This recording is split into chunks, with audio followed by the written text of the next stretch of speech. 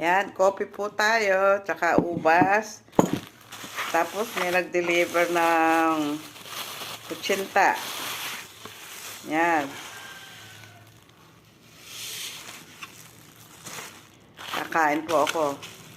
Kanina wala pa nito eh.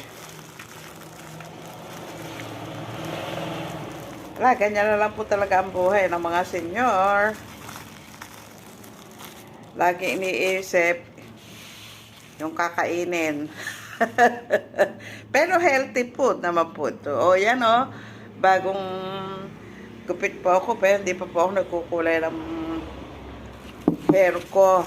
Ginupit ko lang po, tsaka na lang magkukulay. Yan.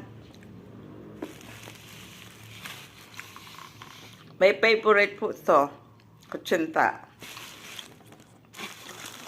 Thank you po.